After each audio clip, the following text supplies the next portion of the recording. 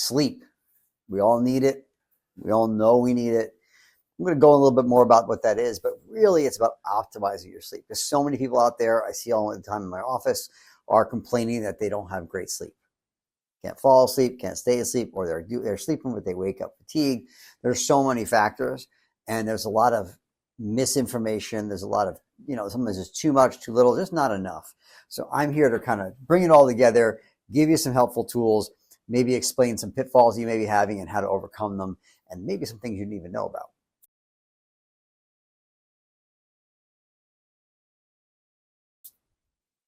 So for those of you who have never seen me before, I am Dr. Jason Pape, chiropractor extraordinaire, bringing you education, information, motivation, inspiration on the regular. I do functional medicine and much more in my practice, and right here at my Vitality Center, which is the one-stop holistic shop right here on Long Island in New York. But I have a lot of people who have been following me for a long time, all around the country, all around the world, and we're just bringing it to more of a podcast form for you guys to get great information. So tonight we're going to dive into sleep. So buckle up, everyone. Read our disclaimers. Remember, I'm not here to make any medical claims. I'm a doctor, but I'm probably not your doctor. So this is just information based on science, experience, all those things we have. And so take that. And if you have any questions, go ask your doctor. Drop some questions below, whatever you want. And if you haven't done so yet, subscribe and maybe hit that like button while you're at it. Off we go. So sleep. We all do it. We all need to do it. Sleep is very important, right? It's a thing we can't live without. If you don't sleep for a certain amount of days, you can really literally almost be clinically insane. So we need it.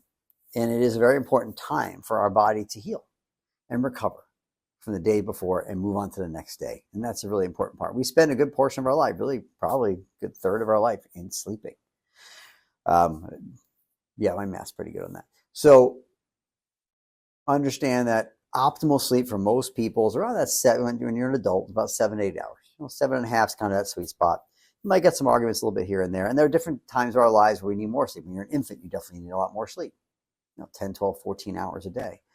And there's different levels we need at different times. And a lot of times we're sleeping, especially as an infant, because we need a lot more growth and change than we do as an adult, right? The first couple of years of life, there's such huge jumps that we need to really recover.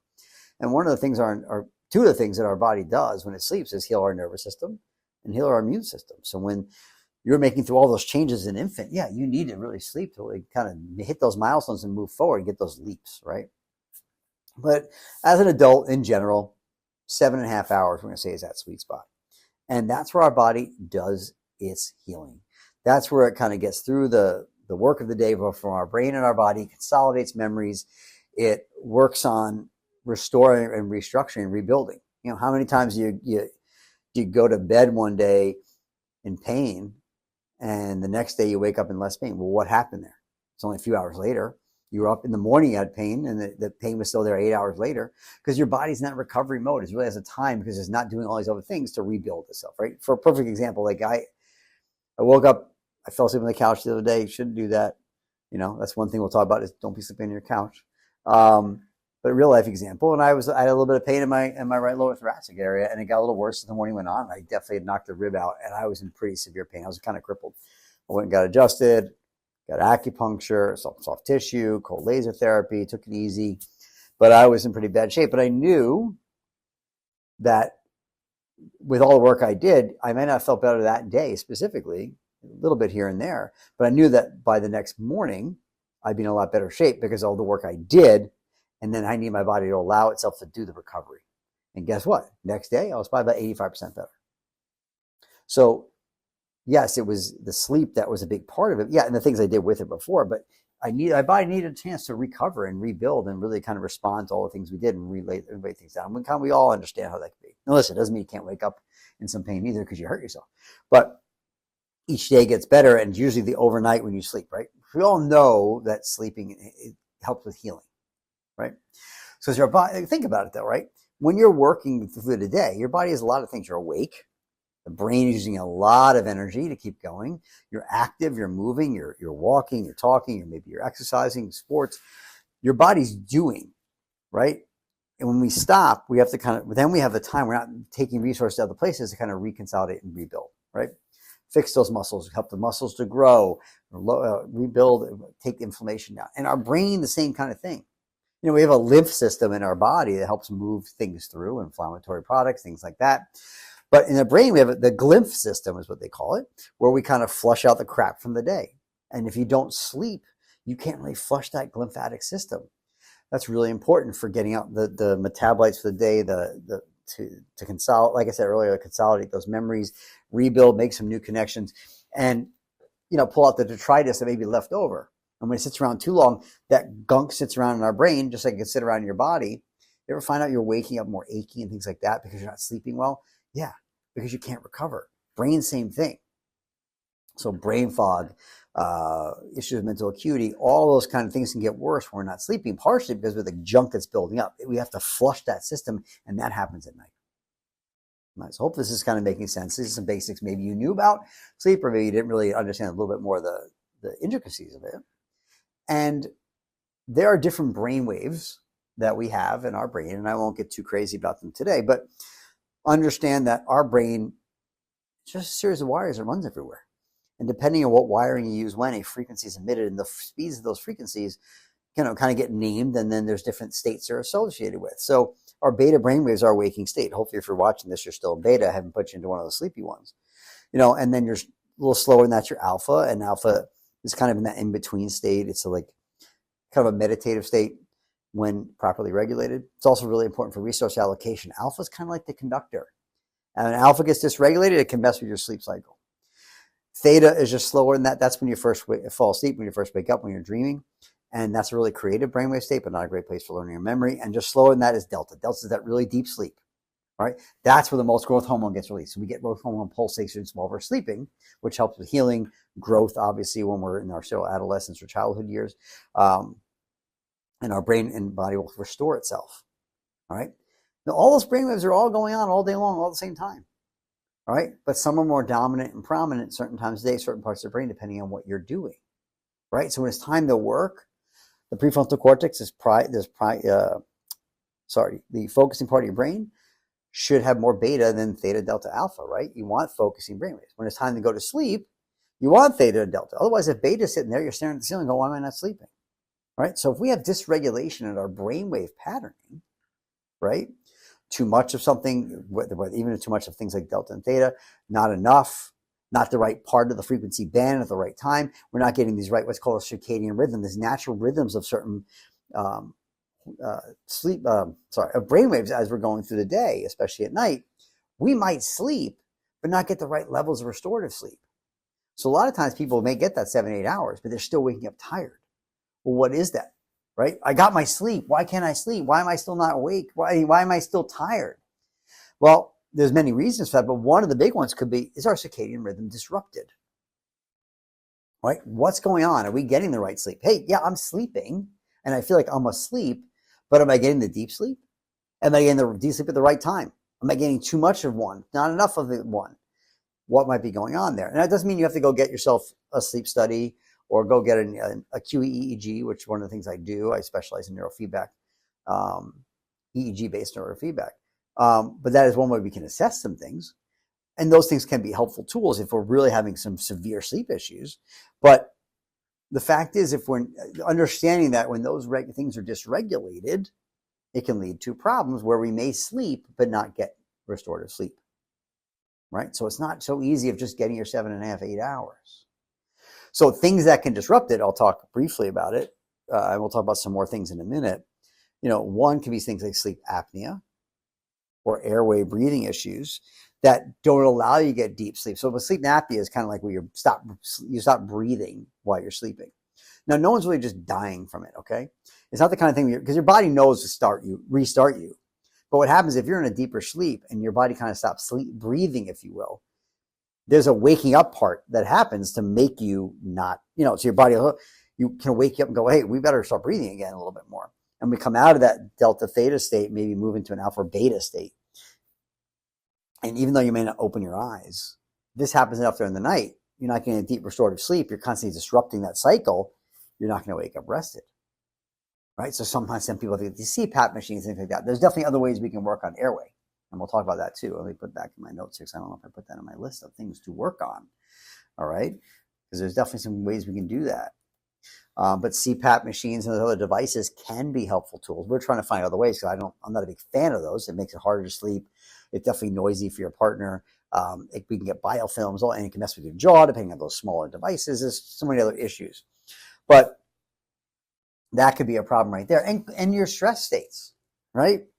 If your stress state, cortisol is a stress hormone, right? And we need it. And in short bursts, when your body's exposed, when your body has stress, the body lets out cortisol. If you've seen before, we've talked about this. But that's a short-term thing, it should be. So in short bursts, cortisol spikes, it's anti-inflammatory, and helps your body to recover. We need some cortisol. That's also what spikes around 7 a.m. in the morning. The biggest spike is usually between 7 and 9 a.m. That's where we're supposed to naturally wake up. And then it kind of decreases as the day goes on. Maybe it's a little bump in the afternoon and comes down again. That's a normal cortical rhythm. And when that gets disrupted, it could affect your sleep. Because again, cortisol wakes you up, like I said. So if you're under higher stress for a long period of time, it's pro-inflammatory. So it's stressing your body. Your body needs more things to heal. So if we don't get good sleep, that can mess with that. But cortisol dysregulation for a long period of time can start, you can get what's called like an inverted cortisol curve, where instead of you spiking in the morning, you spike later in the day or even at night. That could wake you up. It could keep you from falling asleep. It could drive anxieties. It could lead to dysregulation. Or at the very least, if you're not, let's say you're still getting your 8 hours of sleep, if that cortisol is coming up at certain times of night, we'll talk about how it disrupts sleep even more in a few minutes, but it can mess with that circadian rhythm even more. So this is all making some sense, I hope. So hopefully it is. And if this is, and if this sounds like you, continue to watch. One of the disease states that we'll talk about that a lot of people don't realize is that fibromyalgia, I don't like to get, we can do a whole podcast on fibromyalgia. Maybe we'll do that one next. But fibromyalgia is this unfortunate garbage can diagnosis. And I don't mean if you have fibromyalgia that it's BS that you have these symptoms. But I'm saying is a lot of times they take people with the disease state that they can't find anything wrong with their blood work or whatever. And there's nothing wrong with them, but they have these, I'm constantly tired, pain all over the body, things like that. And they lump them in one place. And a lot of times you take, 10, if you see one person with fibromyalgia, you probably see one person with fibromyalgia. And what that means is they're not always that, obvious. There's not a Venn diagram of overlap, but a lot of one of the things that's usually relatively consistent is this disrupted sleep pattern or not getting good restorative sleep. And one of the theories with some people with fibromyalgia is that their sleep patterns are so disrupted that their bodies can't ever get to the healing state. So that's why they're constantly in pain, right? They're constantly in fight or flight where their body's putting, energy into muscles, things like that. And their body's using this and burning oxygenation. There's more lactic acid buildup, but not recovering because they can't get good sleep. So it just feeds itself. So again, restoring your sleep could help with fibromyalgia symptoms. I'm not saying I'm not curing fibromyalgia or any diagnosing. What I'm saying is that we've seen that to be helpful, especially from my own clinical experience. So I hope this is making some sense. And if it's not, rewind and watch again. So one of the things about sleep that we have to understand too is the timing of it. So it's not just to get your 8 hours of sleep or 7 and 8 hours sleep. It's about when you get it, right? So if we just say, there's a blanket statement, if you get 7, 8 hours of sleep, that's optimal. You get your sleep, it doesn't matter. It's when you get it's important too, right? One of the things we know is that going to bed, sleeping after midnight, right? We get that same 8 hours is not as effective as if we started before. So what that means is that, there's some studies that have said like, hey, every hour of sleep you get prior to midnight is the equivalent of, 2 hours after it. So basically a lot of the studies have basically start showing is that sleep quality before midnight is more helpful than sleep quality after. So I'm not saying you definitely need more sleep if you go to bed at midnight or 1 a.m., but the quality is a little bit different. So going to sleep 9, 10 o'clock, maybe 11 even, the latest, is going to be better than going at 12, 1, or 2. And those people who are like work night shifts, I'm going to be started. But Just if you work a night shift and you get home at 5 a.m. and you go to get 8 hours of sleep, that's definitely not even if you get a great solid 8 hours, it's not the same. It's just not the same because you're totally inverting your sleep cycles off. In fact, there are studies they've shown with nurses who work night shifts that those who did that for, I don't remember how many years they had to work for it to do this, but it knocks 7 years off their lifetime on average. So just think about that. You work night shifts for a number of years, whatever your job is, because you think it's going to be helpful, this, that, and the other thing. But you do it for a long period of time. There's a lot of other effects you'll see more in a short period of time, but it is shown to shorten your lifespan. Think about that. So yeah, I want to work nights so I can see my kids when I'm home because my wife works during the day. Great. Oh, I make great overtime. Whatever it may be. Hey, I'm a new nurse. They're not going to give me the regular shifts. Just try to get off those night shifts as quick as possible. I've seen too many disruptive issues in the short term, but just knowing that you're taking 7 years or maybe more off your end of your life. We don't know what that number is going to be for you. No one's got the dialed in. Like, guess I will be 85. I will be 92. I'll be 145. It doesn't matter. You know what you're giving up later. It's a big thing. Just because your sleep cycle changed. That's how important sleep is, right? So if you work a night shift, please get off that night shift. So let's talk about some strategies we can do to optimize your sleep, right? This is not necessarily about I can't fall asleep, can't wake up, whatever, but it will have a broad-based effect no matter where you fall on the spectrum. So first of all, let's talk about these things. Your cell phone. We are so tied to these darn things, it's ridiculous. So the first thing is, don't sleep with this thing next to you. Some of you sleep with it in your bed. Some of you fall asleep with it in your hand, whatever it may be. Don't keep your phone near you. So if you have to plug it in, charge it. All right. This thing creates electromagnetic fields. Like EMF, whether you want to believe it or not, has effect on our bodies. And they're constant things all around us. Anything that creates that is electric creates a electromagnetic field. And those fields, we have our own electromagnetic field. We are giant, our nerves use electricity, is conducting electricity, right? We're electrical beings, whether you want to believe it or not. We create an electromagnetic field too, right? When you see these aura photographies and stuff, a lot of it has to do with really what that is really a lot of, I mean, you can get a little more on the spiritual side, but it's about an electromagnetic field being seen. Like, let's put it this way. I'm right here right now. If my producer Quinn came over right now and put his finger right here, I would know it. Like, you can all do it. You can all close your eyes and bring your finger close to your head and you sense it. You feel it. Something's in your field. That's because you have an electromagnetic field that is not seen, that's around, and everything around it does. And you feel something in that field, right? It's a real thing. It's, we can get into quantum physics and all those other things. And in certain parts of your body, you feel it less, but you know when something's near you, especially if you're more in tune with your field. We are disrupted by these things all day long. Now you're trying to fall asleep and settle and let your body heal and restore itself and get into the right rhythms. And you get these things around you and your field can be disrupted by that and irritated. So the first thing I tell you to do is turn your phone off if you have to, if you're going to have it on. Now, if you have it plugged in still near you, it's still charging, there's still some feel with that. Second thing, if you're not going to turn it off, at least put it on airplane mode and put it on the other side of the room. That's my alarm. I need it. Okay, fine. Put it on the other side of the room. If you really want to go old school, get an old school clock. Digital is not great, but if you get the old school, if you can find one with the little hands and everything, you know what a clock with hands looks like, right? Use that as your clock.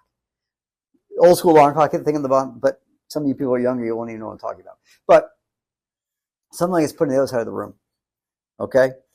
Put it face down even. So if, God forbid, you have it on, you didn't turn it off, put it in airplane mode, you're not getting the thing lighting up and messing up your light in your room. But the best thing would be turn it off. If you can't turn it off, put it on airplane mode. And if you have to, put it on the other side of the room. All right? Do our best. And if for some reason you're like, I know I have to leave it on for whatever night in case I have an emergency phone call from my husband who's working, whatever it may be, then turn off every other notification on your phone and just have your phone on the other side of the room. That have the ringer on if you need to. God forbid he calls or she calls, or whoever it is calls, so you have it, okay? That's it. That's number one. Number two, if you really want to be great about it, turn off your Wi-Fi. Sometimes I've had people, we turn off their Wi-Fi at night, 7, 8 o'clock. People, it can be a game changer for your sleep. Even for people with sensory issues, things like that, just take the pen. These Wi-Fi, just think about it this way. There are constant signals floating around all the time, right? And we don't think about it, right? But if I took a radio, if anybody knows what a radio is anymore, a little radio here, and turned it on, I could tune into any station I want to listen to something, right? If I use terrestrial radio, right? Pick a radio station, you tune to it, right? What's going, how does it pick that up? Well, those radio waves are getting blasted all over the place. And if it picks it up through its little antenna, it's because that radio wave is penetrating into this area. You don't think we're being affected by that? If my Wi-Fi is on and my phone's connected to Wi-Fi, that Wi-Fi signal has to get here somehow. It's being blasted into this room as we speak. This computer right now is picking up Wi-Fi. This is picking up Wi-Fi. This EMF coming off everything around me. The lights that are, this electromagnetic field is constantly bombarding us. Right? So when you need your system to calm down, you want less things to irritate it. Turn the Wi-Fi off at night. Less things bloating around your house. And there are definitely things we use that have higher EMF outputs than others. Your microwave, woof, that thing blasts so much EMF in the house, it's ridiculous. Hair dryers, things like that. If something can blow a circuit easy, that thing's got a lot of EMF coming out the other side. So turn some of those devices off. And listen, you can have and I'm sure many of you know this, anything that's plugged in, even if it's off, is still pulling power to it. So from an electric bill standpoint, unplug things you're not using. Plug them in later, right? The more you can unplug, the less things are generating a field around you. Even though lights, the lamp's off or this off, those things can still pull some things. So if you're very sensitive to that, maybe turn that down. Now, sometimes people have trouble sleeping. One of the other things I tell them is, let's say you're doing a lot of things we're talking about. All right, what's near your head on the other wall? So if you're in a house and your bedroom, where your head of your bed is, on the other side of that wall is another room. What's in that room? Is there someone else's bed that's there that has their phone right there? Is there a TV on that wall behind you? Is there a fish tank there? Something generating high EMF that you don't even know is there, disrupting your sleep? Now listen, if you live in a condo or a townhouse or you're in an apartment building, sometimes you really can't control that adjoining wall. But knowing what's there might make you change the layout of your room. Because let's say your head is here and the person behind you has their TV on that wall, or a big fish tank or something like that, or their Wi-Fi router's right there. You could do all the things in your own apartment, but that's still hitting you. That wall is what? A couple of inches of sheetrock? You know what I mean? It's penetrating through there. Like if you turn on your phone and it tells you all the different nearby Wi-Fi things, that means your phone in your body is picking up all that Wi-Fi. So the more you can try to distance yourself from those things, the better. And sometimes you have to look and say, hey, nothing's on the back of my house, it's the outside of the house. Maybe the electric comes into your house right there. Or maybe or maybe it's not. Like, where's the electric panel in your house? Where is that new smart meter that the electric company just put in that's sending out Wi-Fi signal all the time? Right? Get rid of the smart meters if you can. Things like that, you don't even realize that may be near where you sleep or your child sleeps or your parent or someone sleeps. That could be disrupting their sleep cycle and irritating their body. Try to find those things and try to mitigate that as best you can. If you can't get away from that part of the house where the electric comes in, at least get rid of a smart meter. Move yourself to a different part of the house, like the different part of the room if you need to. You'd be surprised how much those things could affect your sleep. And you don't even know it because no one's telling you about it. And if you're building a new home, really be conscious of where they're saying, hey, we're going to build this house. This is where the bedroom's going to be. This is where the electric's going to come in. If you can move some of those things before you do it, even better. And then we got to talk about light. So first off, especially if you're someone who's not going to listen, like I said, if you're working night shifts, I can't do anything about it right now, right? When you go to bed, you need to make that room as dark as possible. What's still giving off light? You have a digital clock or your phone that's sending out light out of it. Maybe you cover that up. Do you have a night light? You leave your TV on before bed. We'll talk about that. Your windows don't have blackout shades. So sometimes what you do is get some blackout curtains. So you can really turn the light down, because if you're going to bed at 2 a.m. even, well, we said before 12 would be great, but you want to get that 8 hours of sleep. You're going to sleep till 10, let's say. I don't know how anyone can do that nowadays, but hey, it is what it is. And that sun comes up at 6 a.m., 7 a.m. right now, and that's coming through. You're going to wake up whether you realize it or not, whether it wakes you up or not. So how do we really black out Get some blackout curtains. Get as dark in that room as you can. If you can't, maybe get yourself a sleep mask, right? Sleep mask, great, keeps the light out. Now, some people they can't do it or it'll irritate them. And sound too. Like if you're someone who's very sensitive to auditory things, and you live in a place where maybe there's noise, the garbage truck, you live in a city, whatever. A lot of us learn how to tune those things out. Get yourself some earplugs. Something to just take your sensory down. Not all of it. We can't all live in a sensory deprivation tank. And maybe those things aren't right for you, right? I have to be able to hear that phone, or God forbid they're long, I'll never hear it, like whatever. But those things can all be helpful to keep the sensory down so you can get deep into that sleep and get that restorative sleep. And sometimes we even use a little sound machine. Some people use those to fall asleep, whether it's a white noise or ocean or rain, whatever it may be. Sometimes those things can help. Right? Oh, I just thought about two more things. Let me put that on my list here before I forget. Sometimes we get ideas in our head that we forget about as we're going before we write all the notes beforehand. And then we think about them.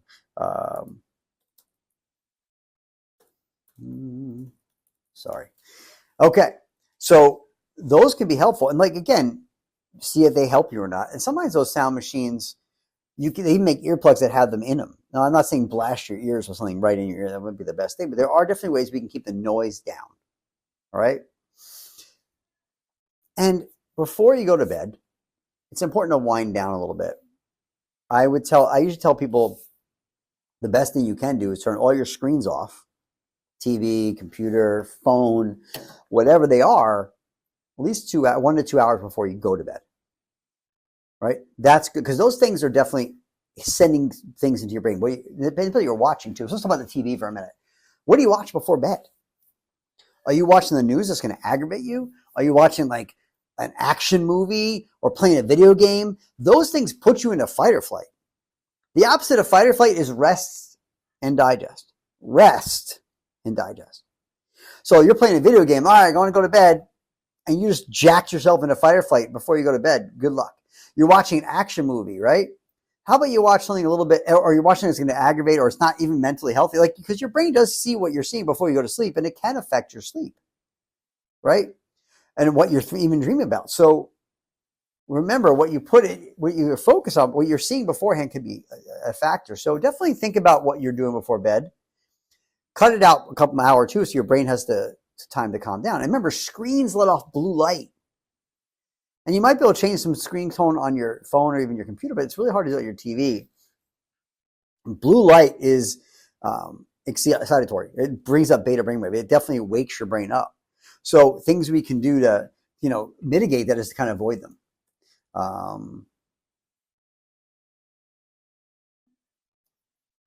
Okay. So try to doing blue lights. And then if you are going to be on these screens before bed, put on some blue light glasses that filter out blue light so you're not overstimulating your brain again.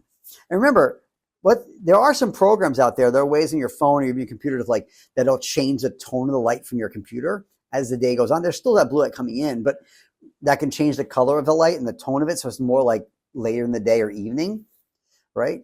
But just let's pretend you can do that. You filter, you turn your screen red like some phones you can do, so you're not getting that blue light coming in. But you're doing this, and you're scrolling on your phone. Doom scrolling is a fight or flight stimulus. So you get like in this entrainment spot where you're just like lost in alpha brainwave, just stuck in there, not really thinking, mindlessly scrolling. But that's just the act of scrolling actually is and doom scrolling is fight or flight and stimulating. Or better yet, you're constantly going from video to video. You're like these hits of like dopamine. Not good. So don't scroll. Put all those things down. If you're going to do something, get a book. Get a nice lower light, not like these bright, don't have like fluorescence on or halogens, like maybe just a light, soft light to read for maybe a little bit before you go to bed. Sometimes that's enough just to kind of calm your brain down, let it relax, and then just go to bed. All right? Don't go to bed with the TV on. Don't, and if your husband wants to go to watch TV while you're going to sleep or vice versa, let him go back out in the den or whatever and do their thing, come to bed a little later. All right? Have your sleep cycle set up and get those lights off, dark, put your mask on, whatever you need to do, and get off those things earlier, right? So maybe an hour or two before bed, turn off all the screens. Maybe read a little bit, and then just go to bed and just let your body just calm release. Hope this is making some sense. And if it is, and you find this exciting, you think this is good net data, or you're learning, you pick up a little nugget, awesome. Hit that like button. Subscribe if you think this is something you like to hear. Let's share it. Let someone else know all about the amazing things you're doing. All right, let's keep going. So one thing we should talk about too are the things that may be getting in the way of falling asleep. So, and things you can do to maybe help support that sleep.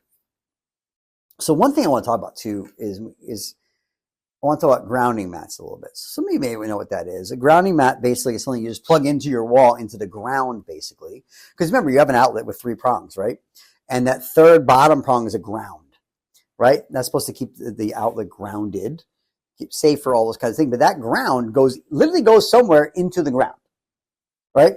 And the earth itself, remember, we're not meant to live in beds and 2-story, 3-story houses, 10th floor of a building. We're not connected to nature anymore. We're so far removed from what we grew up as we evolved as, right? Hunter-gatherer, we slept on dirt or the grass or something. I'm not saying go out sleep outside. Well, what I'm saying is there's an electromagnetic field of the earth that is a healing frequency. There's good EMF and bad EMF. Bad EMF. Bad EMF. Good EMF is the earth. We heard about grounding. You've heard about grounding or earthing when you go outside barefoot, put your feet in the ground to reconnect to the earth and nature. There's something to that. And a grounding mat kind of gets that field there. Some people put that in their bed, or they have them built into a sheet. And let me tell you, it can be very helpful for your sleep to get you back to that right frequency, to connect back to nature and earth and what we're meant to be to help you sleep. So a grounding mat can be a really helpful tool. And there are some mats that also, like a Beamer mat. And if you want to know more about what a Beamer mat is, or a cloud with the K, drop a comment below about, with the word Beamer or cloud, and I'll work on getting back to you about how you can get one. There are some other PEMF or EMF mats that are healing electromagnetic fields, but there are some that are made that actually you can put on that will have certain frequencies that will train you into the right levels of theta and delta sleep to help you fall asleep. And then you can even reprogram some of these things that after 7-8 hours to slowly bring you back out of sleep. So you're not woken up with a start like that, right? What's an alarm clock do? It basically freaks you the F out so you wake up, right? Wouldn't it be nice something that just slowly brought you out? A lot healthier than, you're sleeping, you're not getting a good amount of sleep, and you got to get up even though you got 7-8 hours, and it's like, better wake up! Like, who wants to be, that shouldn't be how you wake up. That is a really stress to your system. You're supposed to be nice, you're supposed to kind of wake up out of sleep. Wouldn't it be nice? There are some things that do where slow light will come on that'll just mimic sunrise in your room. That you can time like that. That can help you to wake up. Or the sound comes up slowly. But these mats are good too because it can help you it can entrain you into sleep and come out. So what is entrainment? So entrainment basically is when you put a frequency there that mimics a frequency in the body. So when we talk about those brain waves, right? I can do entrainment through visual, auditory, even vibratory, or even these EMF that basically is a frequency that is equivalent to what your body's delta, theta, or alpha, or beta frequencies are, and your brain kind of entrains to it, and it can kind of slowly wake you up, slowly put you to sleep. Wouldn't it be nice to lay down and just have a nice gradual into sleep, and then it turns itself off, and your body does its own thing, and then at 8 hours later, it goes, all right, I got to wake up at 7:30, and it slowly brings you out, and you wake up in this nice kind of state of waking up, like we do on a day when we don't have to be anywhere, versus someone go, bam, wake up. Wouldn't that be nice? Some things to think about. So those are also things you can use. And there are some entrainment devices you can use too that can even just to help you fall asleep. So we've sometimes used entrainment devices when we do neurofeedback that are supportive to that are like lights that will kind of flash at a certain frequency as well as play a tone at a certain frequency or even vibrate to mimic a certain brainwave and then turn themselves off, like bring you into alpha or theta or even delta to help you fall asleep and then turn themselves off. And then you have these stupid device on you, unfortunately, but that can be helpful. These are all tools, or they're using it before bed and you just take it off and you go to sleep because now your brain has been kind of put into the right state because you got to turn your brain off for the day. So these are all really cool tools you can use. All right. So hopefully this has been helpful. So another thing you can do too is essential oils. So essential oils are, if you know what they are, they're basically oils from certain plants that can have some effect both in a good stimulatory or an inhibitory or a relaxing state. So lavender is a great one. Some people even put a couple of drops of lavender on their pillow, or like a lavender scented something, or even a diffuser that can help to kind of calm, relax that nervous system, put you to sleep. You know, there are other herbs too, like valerian root, passion flower, L-theanine. These are all natural sleep things that we can support. We'll talk more about that in a minute, to help bring your body into a calm, relaxed state. Because a lot of times we live too much in this fight or flight state. Right? So how do I take myself out of fight or flight into rest and digest? So essential oils can be one way you can do that. Whether you put them in the diffuser, put them on your pillow. And there are some that are more waking state too. So just be mindful when you're using some of these ones that you know which ones will wake you up. Right? But lavender is a pretty common one that you can use. But definitely, you can look more into some different sleep-based essential oils. And there's some different blends from different companies out there. And listen, Young Living, doTERRA, they make great products, but they're network marketing. And I'm not saying I have no problem with network marketing, but these are usually have extra costs baked in. And there's probably other quality companies like Butterfly Essences out there that are definitely a lot cheaper that you can find, that just same level of quality without having to deal with the extra price of built in for a MLM based company. So these are all things you can add in too. Now, some people just can't fall asleep. Like once they fall asleep, they're good and they can get a good night's sleep. But sometimes they can't turn that brain off, right? How many of you, like, my brain just doesn't stop talking to me. I got to shut it down. And sometimes these are more your anxiety people, or ADD people, ADHD. It may not be those people. You may not have those issues to have these problems with falling asleep. But sometimes it's like, what can I do to turn my brain off? So there are definitely some supplements that we talk about people using to help them fall asleep. So one of the ones that I like to use for those people who really have trouble turning the noise off, if they could just stop the brain chatter, they could fall asleep. So there's definitely different products. I will definitely put some links below. If you want to get them from FullScript or whatever through me, or you can just reach out. And again, I'm not your doctor. These are not cures. I'm not trying to treat, cure, diagnose any kind of sleep condition. These are things that I've used for patients in my practice, and it seems to have been very helpful for a lot of them. And they are natural. Obviously consult with your doctor if you're not sure what to use. Again, this is just suggestions. Please make your own choice. There's one product I really like. It's called Copacom. So it's a company called Orthomolecular, and it's a liquid. And this is really, it's a blend of L-theanine, huperzine A, and GABA. So GABA is a nice inhibitor and neurotransmitter. Huperzine A is a precursor to something called acetylcholine, which is an anti-inflammatory cholinergic neurotransmitter that is the main purveyor of the vagus nerve, which is the main part of your parasympathetic nervous system, your rest and digest, and then L-theanine, which is another good contributor for sleep. Sometimes I have patients use that, and again, they can use it during the day too, but it can be helpful for people. We've seen it been helpful for people with take them out of a stressful state. High stress, depression, anxiety symptoms. Sometimes it can be helpful to help naturally take them down a notch. So sometimes I find that people using this before bed can be really helpful in falling asleep. It's something I've seen in my practice. But there are other things you can do. Melatonin is a big one. And especially as we age, melatonin goes down. So if you're 50 or 60 versus 20, melatonin may be more effective for you because you're making less of it. Now, I think people are using much too high doses out there. Like 10 milligrams of melatonin should not be the first grab you go for. In fact, sometimes melatonin at that level dose, which is great anti-inflammatory, antioxidant, things like that, can be more waking state, whether you realize it or not. And I always tell people, if you're going to use melatonin, make sure you're not trying to, just make yourself only get 5 hours and make it better quality. So I will tell you, if you take melatonin, because this is really going to deepen that sleep, because that's the neurotransmitter our brain releases when we're sleeping, it will. You try to wake up from melatonin when you're not getting a good amount of sleep that you allow is asking you to give. It's like fighting through sludge, man. Let me tell you. Start with 1 milligram, or even a slightly lower dose than that. Work your way up from there. Okay.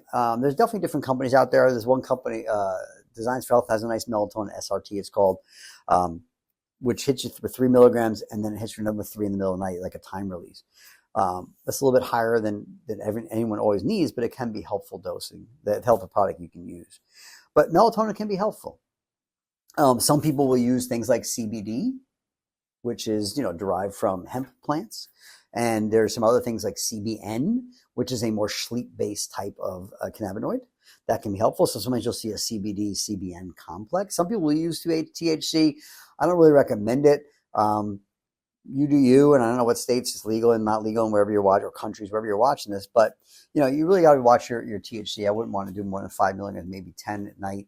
It definitely can help you calm down and go to sleep. However, listen, some people tolerate THC differently from an edible standpoint or a liquid standpoint. It definitely hits you different than from a smoking standpoint. And again, I'm not sitting here telling you about the benefits or not benefits of going out to smoke out pot.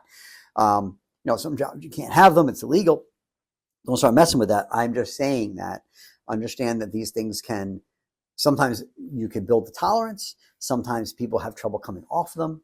And, higher doses over a long period of time can lead to bad psychoses type things. And, while some of you are big proponents out there, you might go, oh, that's BS. No, the fact is the research does show at high dosing, these things can have bad psychedelic effects that may not be good for you. So if you're going to be using THC, just be very, make sure it's legal where you are. Make sure you're watching how you take it. And then remember, a lot of these things we take at night, have these gummy things, have a lot of sugar. And sugar is going to be something we're going to talk about in a minute that can definitely affect your sleep, weight gain, all those kinds of things. So you do you. I would just say if you're going to do something like that, try to stick to the CBD, CBN, and try to stay away from the THC. There are other companies out there too. There's a new product I really like. It's called Peptisleep. It's someone has branded this type of peptide. They call them peptides. I don't know if it's like I think it's from Rice Brand, but basically it's this thing that can help optimize sleep. So, Designs for Health has a product called BioSleep Peptide that you can use, the same, which has that Peptisleep in it. So does Biotics has their sleep tides, which again is the same product, just they brand it their own way. They all licensed it. So those can be something you can use as well, that I find that can be very helpful for optimizing some sleep. So these are all some things we talked about before. There's things like passion flower and L-theanine and valerian root. You'll see different lemon balm. There's definitely companies that have some different blends that can be helpful for sleep, and try them. They all may be helpful. But let's talk about, hopefully those things help you fall asleep or calm that brain down and help you get better deep sleep. Now, what we can also do is we can talk about things that people happen when they're sleeping just fine, but they're waking up in the middle of the night at certain times, and we'll talk about that, how we can help with that. Hold on one sec, folks. Sometimes the wife messages and you gotta respond. Just to make sure everything's good. So, real life stuff, my friends. Let's talk about waking up during the night and what that might be. So a lot of people don't necessarily have trouble falling asleep, but they have trouble staying asleep, or they wake up at the same time every night. So that's the one we're going to talk about first, because that's something we can help mitigate sometimes very quickly. So if you're waking up every night, let's say you're going to bed at between 9 and 10, 11 o'clock, and you're waking up every night, well, maybe 10 o'clock, you're waking up every night like 12, maybe 1 a.m. A lot of times when you're waking up earlier, like around that 12, 1 o'clock mark, again, if you're going to bed at 6, it's a different story. We'll talk about that in a minute. Sometimes that's a cortisol issue. And that's a body that's been under stress for a while. So the more we can mitigate cortisol, the better. So a lot of us deal with higher stress. And it's never a bad idea to throw in some adaptogens to help deal with cortisol. Because here's the thing. Our ancestors went through periods of stress and not stress, and those periods were short-lived. Hey, I just fought a war or battle, or hey, I just fought this animal, I went hunting, or hey, I had a issue, and then it backs off. You're not into those constant stress. We don't really have the tiger jumping at us anymore. We have to run away. But we do have lots of little micro stresses that add up over time and kind of put stress on our system. I got to get up at this time. I got to pay this bill. I got to do this at work. I have this job. My kids are, I've got 7 different things. They got to be out tomorrow, whatever. And it may help keep your brain going during the day, but it is a load on your system that keeps cortisol pumping throughout the day, whether you're sitting there having a panic attack or not. So one of the things we can do is take adaptogens. So adaptogens are things that mitigate stress on the body. So they are things that kind of take the stress off the system to allow our body to relax and not be triggered by cortisol so much. So if you can take a natural cortisol manager, if you will, that might help take the load off and also allow you to maybe get better sleep, because maybe it's not keeping your body awake as much at night, or maybe it's mitigating the overall stress axis that may be being stimulated, that may be waking you up at certain times. So there's a number of different ones out there. You've probably heard of a lot of these things, but ashwagandha, eleutheros, schisandra, rhodiola, bacopa, kava. These are all kava. These are all natural herbal things that are good for mitigating stress by being adaptogens. So if you're someone who maybe is waking up in that earlier part of the night, or you're under stress on a regular basis and you want to help support your system, it's not a bad idea to take an adaptogen. And that is something I usually tell people to take in the morning. You could take it at night, but I find that some of these, while they are supportive, can sometimes be a little stimulatory. I know it sounds counterintuitive, but understand that sometimes these things can help to give you a little bit of energy because it mitigates that cortisol axis. So cortisol is there to wake you up, but sometimes when you've been under it for a while and you start to take the stress off that system, the body gets a little more natural energy. And some people do have some strong reactions to things like rhodiola, where it kind of gives them some energy. So what I would usually tell people is take their adrenal managers in the morning. So I use some different ones in the office. One I like to use, because it doesn't have deglycerized licorice in it, especially for those who may be pregnant, things like that. You don't want to take DGL when you're pregnant. Would be, and DGL is a natural, another good for gut, stomach, and seething stomach, but also good for as an adaptogen. Would be something called, I use from a company called Orthomolecular, called Nuadapt, Nuadapt. So if you're interested in some of these other ones, there's a lot of good ones out there. Biollogent makes one great one called Adrenal Adapt. There's many different. Catecholacom is another good one from Health Balanced Neurotransmitters. That's from Designs for Health. Again, these are things we can give you links for if you're interested below. Just write whichever one you're interested in. We'll send you a link or where you can get it. But these are things I would have you take in the morning. And if you're someone who's taking in the morning, it's helping, but you're still maybe having that lull, like 2, 3 o'clock in the afternoon, 1 o'clock in the afternoon. That's another thing. You can pop another one of those sometimes mid-afternoon, early afternoon. I wouldn't take them after about 4 o'clock, because they can, again, maybe wake you up. So those are all things you can take that might help mitigate cortisol, that might affect your ability to fall asleep or even stay asleep, especially in the early parts of the night. And let's talk about, while we're talking about it, let's talk about the flip side of that before I go back into some other things that wake you up. Caffeine. Many of us take caffeine. Many of us love our caffeine. It comes in your coffee, things like that. I'm not a big coffee guy. I don't like things. I can give you my own reasons, but I'm not a big fan. Even though it may taste pretty good, it's just definitely not I don't think it's one of the healthiest things for people, but it's take coffee away from people, they will revolt. But caffeine is what we like to say is our eye opener. We need it in the morning. So it's a stimulant, punches that adrenal a little bit and goes, wake up. Same thing like I said before. It's not great to have an alarm clock going, bam, wake up. It's also like, here, let's give that boost of caffeine that pokes your adrenal glands. It goes, bam, wake up a little bit, hit that cortisol spike a little bit more, get those epinephrine, norepinephrine out. Not always great for you either. But when you take your caffeine, is it a factor too? So one thing you take in the morning, whatever. But if you're taking it later in the afternoon, even if you say, I can take caffeine and fall asleep at night, that can disrupt your rhythm.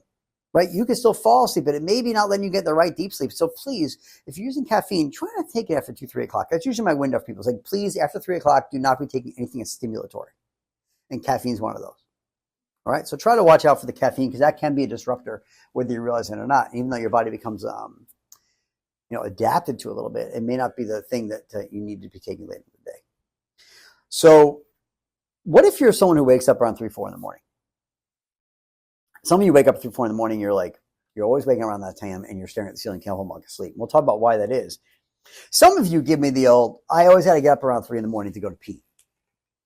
Well, I'm going to tell you, most times, it's not because you're getting up to pee.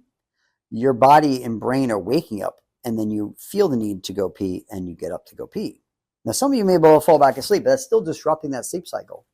Right? You should be able to get through 7, 8 hours of sleep without having to get up to pee. Now, if you're someone who drinks way too much water, especially at night, that may be part of the problem. And yes, you could have a prostate issue. We'll talk about that too. And if you're on diuretics, that can also be a factor. But on the average Joe who's not on diuretics, who's not drinking 2 gallons of water every day, or it has a severe prostate issue. In women, you don't have prostates. No matter if no woman has a prostate, no matter how you got to be a woman. So you shouldn't have a prostate.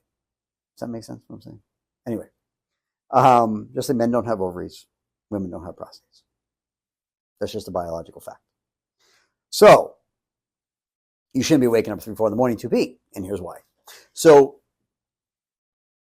if most people's last meals maybe 6, 7 o'clock, maybe 8 o'clock, and your body will make glucose. If you're a traditional person eating food, you're a glucose burner. Unless you're a keto lifestyle person, you're not burning fat for fuel. In general, you're burning glucose, and that glucose you're getting from your food lasts maybe 8 or 9 hours. The amount that's slowly floating around circulating, right? You got about 2,500 calories in the body in general, but before your body goes and burns through that fuel, it goes, hey, we need more glucose, especially at night when your brain is trying to recover and rewire. It needs some fuel to do that. So your body, after about 8 or 9 hours, goes, I need more fuel. My brain might need it. My body might need it. So if you eat your last meal at 7, what's 8 or 9 hours later? If you do the math, it's 3, 4 in the morning, 2 in the morning. So your blood sugar drops out. Your body goes, I need fuel to work in my muscles, my brain, rebuild whatever it may be, get ready for the next day. Hey, liver, make me some fuel. Make me some glucose. Well, the stimulant, the signal tells that liver to do that is cortisol. So if your cortisol, which is what I said before, wakes you up in the morning, spikes at 3 in the morning, what might happen? Well, you might wake up. That doesn't mean you're waking up hungry and raiding the fridge. And maybe you are. Some people do wake up because your body just said, hey, make more glucose. But what happens is then you wake up because cortisol is a stimulant. And if you're someone who already has maybe some anxiety or gets that brain going, guess what happens? My brain starts running again. So one thing you can do if it does happen is, like I said, grab things like that Copacon that might help take the brain down a little bit. But how do we mitigate that? So a little trick we do is this. So if you let's say you go to bed at 10, 10:30, about a half hour before you go to bed, and you eat your last meal at 6, 7, I want you to do this. And again, if you have a nut allergy, don't do this. If you're a keto person, have a sugar, I'll give you an alternative. Or you have really bad, diabetes, you may not want to do these things. But you're going to take about a handful or a few ounces of sunflower seeds or Brazil nuts. Those two specifically. Don't substitute sunflower seeds or Brazil nuts with about a teaspoon of an organic local honey or an organic Manuka honey. So we do about a teaspoon of honey, not the Golden Bear crap, all right, with clean stuff, with about a few ounces of sunflower seeds or Brazil nuts. You do that about a half hour before bed. It can be very quickly, mitigate that spike in the morning so that way you sleep through the night. Does it work for a lot of people? Yes. Does it work every night? Not always. All right. But try to do that and see how it happens. Now, why are we doing sunflower seeds and Brazil nuts? Well, selenium is a big factor. And there's some proteins, a little bit of fat. And again, that with the honey. And honey metabolizes as your sugar differently than sugar does. So it keeps your blood sugar a little bit more even throughout the night and doesn't get these spikes and crashes. All right. So try that. If you're someone, I'm keto, I can't do that. Do a teaspoon of coconut oil, organic, what's it called? Extra virgin coconut oil. You can do that anyway. That's good for, killing off bad guys, things like that too. So again, some coconut oil could be an option instead if you'd like to do that. Now, when it comes to these nuts, try to go with clean sourced, organic when you can get it. We don't want to get the molds and things like that too. But sunflower seeds, try to have them not roasted. You can have them shelled, where the shells are removed, but try not to have them roasted. That kind of takes out some of the nutrition. So sometimes that may not be as effective. So if you're using roasted, it's not working, maybe use the unroasted. Okay?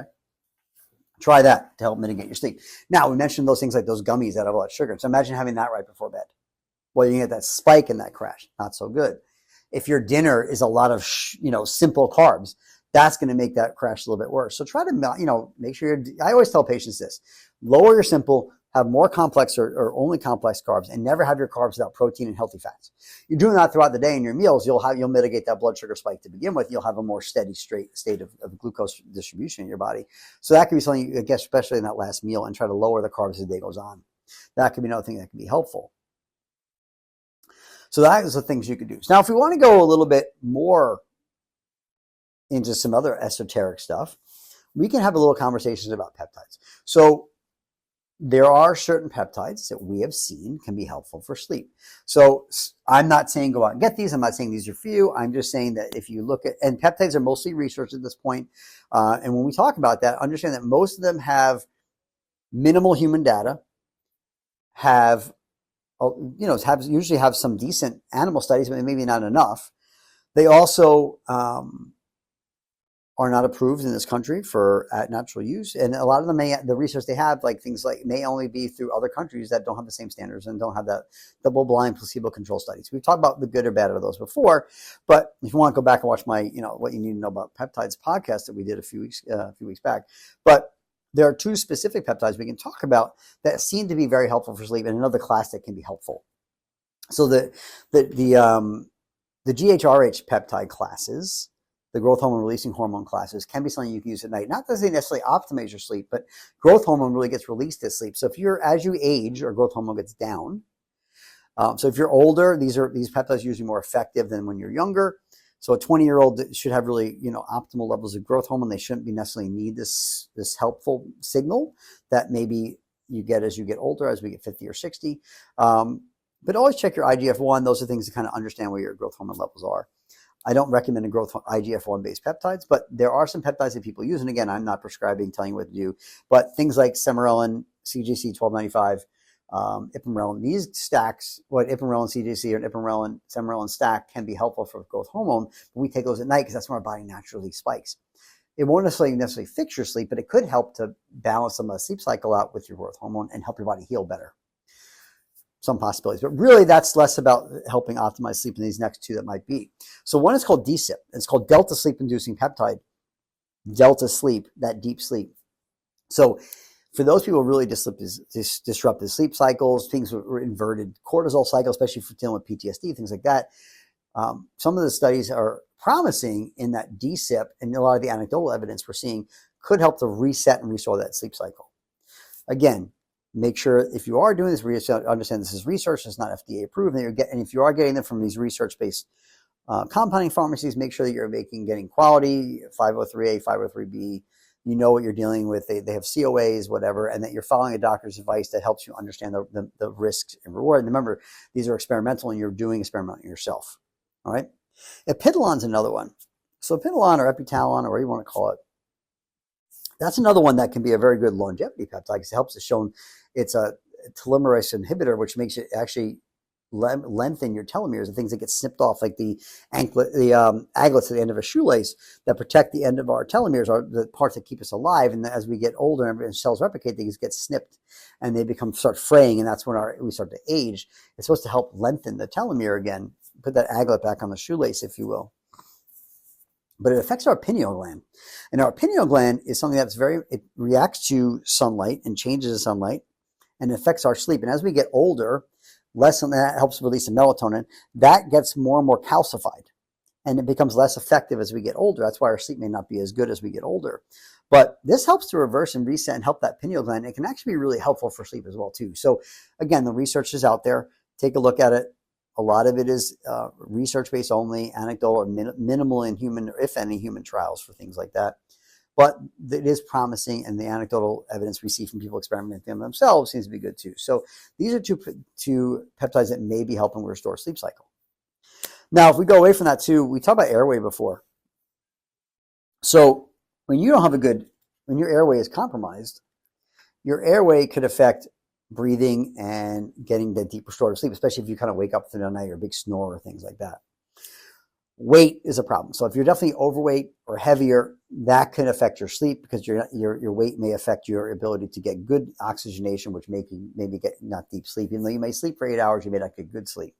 So weight loss always seems helpful for optimizing sleep. Right? So again, people will have many different ways we can do weight loss, but obviously lifestyle shift is going to be one of our biggest ones. You can do some supportive things to help with blood sugar. Again, if your blood sugar is dysregulated and you have insulin resistance, that could affect your sleep as well and your brain's ability to restore itself. You can look at things like peptides, like retatrutide. You can look at I try to stay away from the dual and single agonist ones, but for GLP restoration, but there's also natural ways, berberine, things like that. Always different ways to help work on our sleep, but also our blood sugar. But weight loss is definitely helpful. Those devices people use sometimes can be helpful for their sleep when they have sleep apnea. But your airway is really important. And a lot of people will have maybe smaller palates, larger tonsils, adenoids, biofilms in there. Those can affect that airway. Tongue and lip ties, things that close down and hold that airway, pull our tongue back and may affect them. So these are all things to evaluate at any age. Once you've got teeth in your mouth and you're speaking, if you're going to get a revision of a tongue or lip tie, which a lot of people have, and can affect airway and sleep, you definitely need to see an oromotor therapist, someone who does physical therapy for the mouth, to get that mouth ready for that revision, and then you need to do it afterwards too to resize. Otherwise, you can put our tongue placement is the same. You can regrow that tie. We don't want to do that, and it's exercise to maintain that tie being cut as well, and to maintain that space. Some people even have to go to palate expanders, whatever. I'm not saying go get these things done, but these are things that may affect your airway and the ability to get good sleep. So sometimes we need to have other interventions that we're not even thinking about, but definitely see the proper professional to kind of evaluate that. And if you do have too much adenoid or tonsil, I'm not saying go and get it removed, and maybe you need to, but a lot of times these things are because of chronic and past infections, and we need to work on the biofilms, these bad guy things that have built up in these things, and sometimes we have to go after healing the gut. You heal the gut, you heal the mouth, you heal the airway, you can actually affect the ability to get better sleep. And again, if your gut's not optimal, that alone could cause an irritation from inside. That can affect your body's ability to sleep. So gut healing, probiotics, good digestive enzymes, and even biofilm or other gut protocols can be really important. So definitely see a functional medicine doctor to help you with that too. These are all things that I do as well to help patients. We won't go too much into that, deep dive with that now, but those are things you can actually continue to work on. That healing the gut way can also help heal that airway and allow you to sleep better. And also maybe take the noise down inside your brain from the inside of your system that may be keeping us awake. Right? We talk about taking light down, we keep noise down, external sensory. What about internal? We have 5 internal sensory systems. One of them is your visceral system, right? Understanding your body's internal systems. If your stomach is growling and irritated throughout the night, you get reflux, all those things, especially if you're refluxing, that will wake you up sometimes too if your body thinks it may be drowning a little bit, right? So another thing to think about is that internal system. The other one's your microbiome. That's another internal system that we get information from. If that thing is not good, that could be, especially if you have parasites or things like that at night, it can spike to make things a little worse. Histamines increase as we go down at night. So if you're allergenic, exposed to things in your body, in your system, that are in your home that are allergenic, whether you are not cleaning your carpets well, you have a seasonal allergy, you're leaving the windows open, you're not constantly changing the bedding, you have a dog that brings in crap from the outside, maybe you're allergic to your dog. I'm not saying get rid of your dog, please, that's the last thing I'll ever say. But that histaminic response can irritate airway and even keep you a little bit awake too. And histamine can be a little neuroinflammatory, right? Wake you up, cause more anxiety, cause more opposite of rest and digest, fight or flight. So natural antihistamine type supplements can be helpful maybe sometimes too. Quercetin, vitamin C, stinging nettles, resveratrol, even these things can be helpful. I like some products called D-Hist from Orthomolecular or Histaid, pretty amazing from Quicksilver. These might be things that help you mitigate that thing too. Don't be taking Benadryl or what's the other one? I can't think of it. Not trazodone. It'll come to me later. But it's a pretty powerful antihistamine people use to help fall asleep because antihistamines help you fall asleep. But they're not really the greatest thing. But again, why do they help you fall asleep? Because lowering the histaminic load from a drug standpoint helps to make you sleep. But if you lower histamine in general, it may help make you better sleep. Women with your hot flashes, histamines release estrogen-free histamine. So histaminic load could affect that and maybe give you night sweats, more hot flashes, and disrupt those sleep even more too. So again, lowering the histamines and blood sugar affects your estrogen levels too. So mitigating those things can also help affect your ability to get some good sleep. I know I'm throwing a lot at you, but these are all things that mess with your sleep whether you realize they're not. And hormone disruption is a big one of them. And we're not going to necessarily go down every rabbit hole deeply today, but understand these all affect you. And blood sugar affects a lot of them, right? So these are all things you can look at taking even at night too. And then talk about the allergenic foods. So gluten, dairy, soy, very allergenic proteins that can cause airway issues and inflammation and chronic congestion. Gluten is one of the big ones. Gluten alone can lead to snoring and airway issues. So again, if you can, avoid gluten, dairy, and soy. These are all foods that are inflammatory allergenic proteins that can cause more inflammation, cause more reflux, cause more gut issues and inflammation, and cause that microbiome and visceral input to be bad, and also can trigger some other issues. So let's cut away from those foods. And the last thing I'll talk about is neurofeedback. So neurofeedback, we talk about those brain waves, right? So what if you're someone whose system is just, their brain is not doing the optimal circadian rhythm? Well, sometimes we need to reset. Sometimes we need to reprogram. Your brain learns, right? There's something called neuroplasticity, the ability for our brain to, is plastic and moldable, that it can learn. And it learns through challenges or repetitive input. So we talk about entrainment, about putting your body in a brainwave function, but what about getting your body to know how to do it again? So neurofeedback is the way we do is we give the brain a positive reward to encourage it to fire differently, to encourage better patterning of brainwaves. It's probably the easiest way to put it. So neurofeedback can be a really helpful tool for many different issues. We can use it for, again, we're not treating, diagnosing, curing anything, but it can help for people who have suffered from ADD, ADHD, autism, anxiety, depression, tic disorders, seizure disorders, chronic fatigue, and sleep disruption, like poor sleep. So we can actually help re-regulate sleep cycle. One of the things I see for a lot of people, I've done neurofeedback now for 15 years. Over 15 years, I've been doing neurofeedback on thousands of people. And a lot of them don't come in for sleep, but they come in for many other issues. And one of the first things that a lot of people notice when they're doing this, because they're getting their brain to fire and wire better and more properly and take dysregulation down, take brain inflammation down too, especially with foods that can be brain inflammatory. Gluten, dairy, soy, other things like that, red and yellow dyes, artificial color, artificial sweeteners.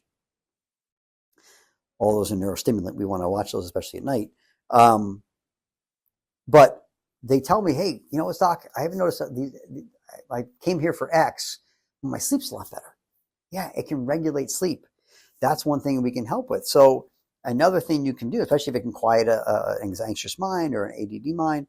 So neurofeedback can be something to look in. So that's something I also do out here in New York. So if you're local or somewhere, anywhere on Long Island or even into the city, neurofeedback can be a great tool. It's brain rewiring. It's teaching your brain to wire and fire better by giving it a positive reward, and it's non-invasive. There's no drugs. There's nothing going in. We're not shocking your brain. It's about rewarding your brain by encouraging it to raise and lower some specific brain waves at some specific sites that we have found doing a QEEG. We do a brain mapping to determine the best way to train your brain to fire and wire better. And we do it over time, repetitively. We can make new pathways and connections, and your brain will fire and wire better. And a lot of times sleep will improve that way too. So these are all the things you can do. I threw a lot at you to help you optimize your sleep. So the question is, go back. Say, hey, what time do I go to bed?